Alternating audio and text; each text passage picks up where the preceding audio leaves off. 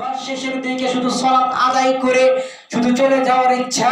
তো সম্মানিত উপস্থিতি, আল্লাহর রাসূল সাল্লাল্লাহু আলাইহি সাল্লাম এইভাবে পশু পাখির হক আদায় করার কথা তিনি বললেন।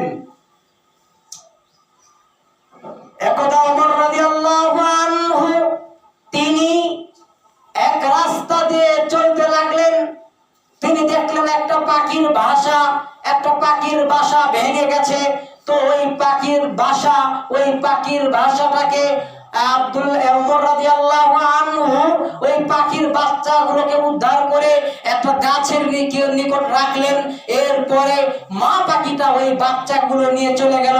তাহলে বুঝতে পারছেন যে সাহাবীরা তাবেঈনগণ তারা পশু পাখির উপর কতটুকু হক আদায় করেছে, পশু পাখির উপর কতটুকু সদয় ছিল, কতটুকু ভালো ব্যবহার, তারা কতটুকু হক আদায় করছে। আব্দুল্লাহ ইবনে মাসউদ রাদিয়াল্লাহু আনহু থেকে বর্ণিত, তিনি বলেন রাসূল সাল্লাল্লাহু আলাইহি ওয়াসাল্লাম বলেছেন, একদা আমরা একটা সফরে গেলাম। যাওয়ার পরে আল্লাহর নবী সাল্লাল্লাহু আলাইহি ওয়াসাল্লাম তার পরিজন সারার জন্য, তার জরুরত সারার জন্য, তার হাজত সারার জন্য, পরিজন সারার জন্য তিনি আমাদের নিকট থেকে চলে গেলেন, দূরে সরে গেলেন। অতঃপর আমরা দেখলাম হুমায়রা রঙের একটা চড়ুই পাখি, তার সঙ্গে বাচ্চা। অতঃপর আমরা ওই চড়ুই পাখির বাচ্চা দুটি ধরলাম। ধরার পরে আমরা নিয়ে নিলাম। তখন ওই মা পাখিটা আমাদের আশেপাশে দিয়ে ঘোরাফেরা করতেছে। তখন রাসূল সাল্লাল্লাহু আলাইহি ওয়াসাল্লাম আমাদের নিকট আসলেন। আসার পরে বললেন, কে এই পাখির বাচ্চাকে নিয়েছো? তোমরা কি দেখতে পাচ্ছ না এই মা পাখিটা কেমন ভাবে ছোটাছুটি করছে? তখন আল্লাহর নবী ওই সাহাবীদের কাছ থেকে, ওই লোকদের কাছ থেকে পাখির বাচ্চাগুলোকে নিলেন। নেওয়ার পরে মা পাখির বাচ্চা ওই বাচ্চাগুলো নিয়ে গেল। আল্লাহর নবী সাল্লাল্লাহু আলাইহি ওয়াসাল্লাম বলছেন, খবরদার তোমরা পশু পাখিকে এইভাবে কষ্ট দেবে না, তোমরা পশু পাখিকে এইভাবে কষ্ট দিতে পারবে না। অথচ আপনার সন্তান পশু পাখি, আপনার সন্তান অনেক ছেলে মেয়ে আছে, তারা পশু পাখিকে অযথাই কষ্ট দেয়। তীর ধনুক নিয়ে পশু পাখিকে মারার জন্য তারা খুঁজে খুঁজে বেড়ায় কোথায় পশু পাখি আছে। পশু পাখিকে কষ্ট দিলে তারা যদি বরদোয়া করে, আল্লাহ এবং রাসূল পশু পাখিকে কষ্ট দেয়, আল্লাহ এবং রাসূল বরদোয়া করেছেন, খবরদার আপনার সন্তান যেন কোনো পশু পাখির পাখিকে অন্যায়ভাবে তীরের নিশানা না বানায়। রাসূল সাল্লাল্লাহু আলাইহি ওয়াসাল্লাম তিনি সফরে ছিলেন।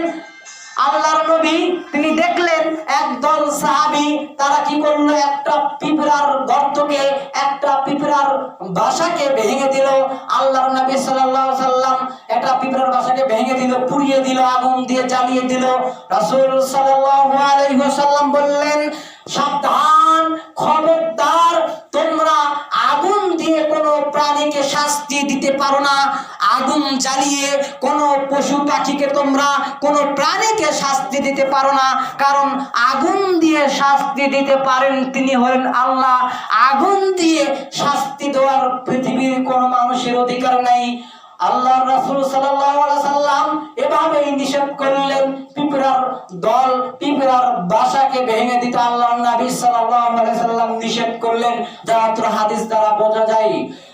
অন্য হাদিসের মধ্যে আছে, একজন নবী একটা গাছের নিকট বসে আছে, হঠাৎ একটা পিঁপড়া তাকে কামড় দিল।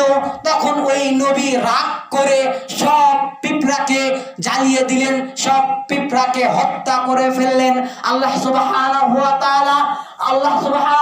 তাআলা ওই নবীকে ওহী করলেন, ওই নবীর উপর ওহী নাজিল করলেন, তুমি কেন এই পিঁপড়াকে ভেঙে দিলে, কেন এই পিঁপড়াকে হত্যা করলে, এই গর্তের পিপীলিকাগুলোকে তুমি কেন হত্যা করলে? তোমাকে একটা পিঁপড়া কামড়াইছে, তুমি একটাকে হত্যা করতে, সব পিপীলিকাকে কেন হত্যা করলে, সব পিঁপড়াকে কেন হত্যা করলে? এরা আমার তাসবিহ জপে। আল্লাহ বলছেন, কেন পিঁপড়াকে হত্যা করলে? আল্লাহ একজন নবীকে বলছেন, কেন পিঁপড়াকে হত্যা করলে? এই পিপীলিকাগুলো, গর্তের পিপীলিকাগুলো আমার করে।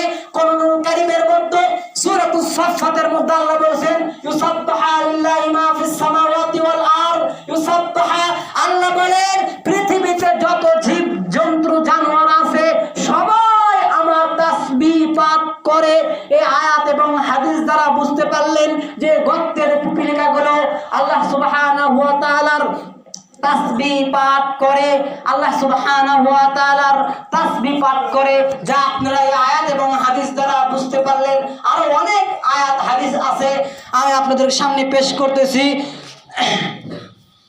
এই যে কয়েকদিন আগে আপনারা দেখলেন, ফেসবুক ইন্টারনেটে দেখেছেন, পাবনায় একটা ইউনো অফিসের পাশে একটা কুত্তা থাকতো, একটা কুকুর থাকতো। ওই কুকুরের 8টি বাচ্চা হয়েছিল। তো ওই বাচ্চা নিয়ে কুকুর ওই বিল্ডিং বাড়িতে পাশে থাকতো। ওই বাড়ির ইউনো অফিসারের একজন সরকারি কর্মকর্তারা একজন মহিলা তার স্ত্রী কি করলো, ওই কুকুরের বাচ্চাগুলোকে কি করছে, 8টা কুকুরের বাচ্চাকে সে পানির মধ্যে বস্তায় বেঁধে, বস্তার ভিতরে ওই কুকুরের 8টা বাচ্চাকে তুলে বস্তার মুখ দড়ি দিয়ে বেঁধে কুকুর ছানাগুলোকে পানির মধ্যে ফেলে দিয়েছিল।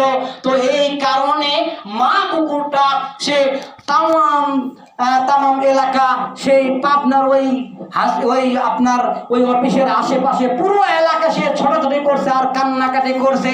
তো যখন সিসিটিভি চেক করে যখন পাওয়া গেল যে এই কুকুরের বাচ্চাগুলোকে ফেলে দেওয়া হয়েছে, ওই মহিলাকে কিন্তু সরকারিভাবে ব্যবস্থা নেওয়া হয়েছে, জরিমানা করা হয়েছে। সে যে 8টি কুকুরের বাচ্চাকে ফেলে দিল, মা হত্যা করলো, 8টি প্রাণকে হত্যা করলো। ও যদি পারত, ওর যদি সমস্যা হতো, সে ওই কুকুরের বাচ্চাগুলোকে দূরে কোথাও রেখে আসতো। সে তার জীবনগুলোকে নষ্ট করলো, 8টা জীবনকে সে নষ্ট করলো। রাসূল সাল্লাল্লাহু আলাইহি সাল্লাম এই মর্মে আজকের যে ঘটনা বললাম, এই ঘটনা সম্পর্কে রাসূলের 2টা হাদিস বলে আজকের আলোচনা শেষ করব। এই যে কুকুরের বাচ্চাগুলোকে ফেলে দিল, এই সম্পর্কে রাসূলের 2টা হাদিস বলে শেষ করব।